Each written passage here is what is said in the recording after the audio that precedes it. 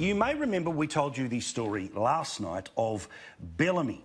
Now, this is a company that makes baby formula.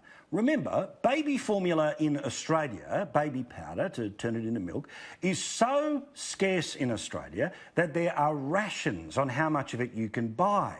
Yet this company has been sold off to the Chinese for $1.5 billion.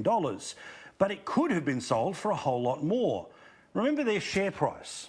I showed you this last night. Now, the absolute peak of the value of this company was about $22 a share towards halfway through 2018. That's because they were selling an awful lot of baby powder to China. And then you'll notice that the price starts to fall away. Why? Because the paperwork just seemed to not quite be there for them to be able to send this product to China officially. So much so that the value of the company effectively became half of what it was at its absolute tippy top. You may notice the share price goes back up and then stays stable. Why? Because the Chinese have now bought that company. I repeat, for $1.5 billion, when it could have been, at the absolute height of its price, $3 billion. Now, should we have sold this product off? Pretty obviously not. Baby powder is something, I repeat, that is being rationed to Australians. In part because people buy tins of baby formula and send it back, you guessed it, to China. Andrew Wilkie is a politician whom I disagree with on almost everything, but he agrees with me that this stinks. I think there's a lot of questions still to be answered. I mean, sure, the Foreign Investment Review Board has approved it with some conditions, but, you know, people want to know, is it the right thing to sell another iconic Australian company? Is it the right thing to sell it to a buyer that is part owned by the Chinese government? Did Chinese regulators somehow manipulate the market to drive down the price of Bellamy's before the buyer swooped? And it raises the whole, a whole range of bigger questions about how much are we going to sell off of this country? I mean, sure, we need foreign investment. No one's disputing that we need foreign investment, but when you've got about a quarter of the Northern Territory farmland foreign owned, you've got about a quarter of the farmland here in Tasmania foreign owned. The Chinese in particular are big investors. They're now second only to the United Kingdom as far as foreign investment in this country. I think I speak for a lot of people, I think you speak for a lot of people when we say surely it's time to rein it in and be more cautious. Yeah, I mean, this particular product too, I mean, baby formula is effectively being rationed around Australia. You can only buy 2 tins of it at any one time because there is this phalanx of people who try to buy as much of it up as possible and send it out of the country. That's one of the things that I find most bizarre about a decision that if a product is so important that it has to be rationed, why would you let a foreign country, which is the source of one of the reasons why it needs to be rationed, buy that company? That's exactly right, and that's one of the obvious missing conditions on this sale. I would have thought an obvious condition would be that there'd be no interruption to the supply of this premium product in the Australian marketplace. Let's not forget that Bellamy's is Australia's 4th biggest maker of baby product.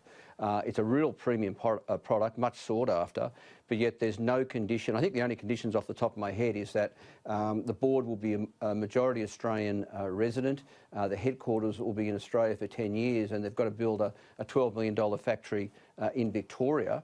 Let's hope at least those conditions are met. I'm reminded of another very Tasmanian story in recent years where Van Diemen's Land Company, which is about 20 dairy farms in northern Tasmania, collectively Australia's biggest dairy producing asset, they were also sold to a Chinese buyer.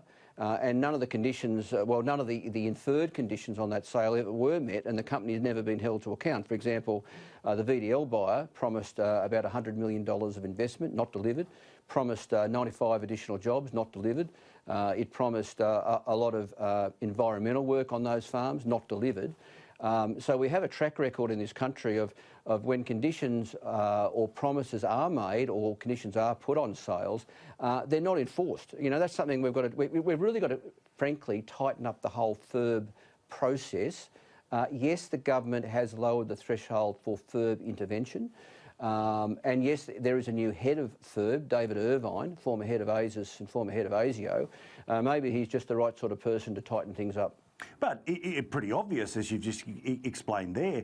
I mean, it's all well and good to say the things to get through the test, but then if nobody comes after you when you start to fail them, I agree, there's some areas that maybe need some tightening. And finally here, let's try to explain to people, I get it, it's complicated and, frankly, it's going to be impossible to prove because it's didn't happen on this side of the equation, it happened on the Chinese side.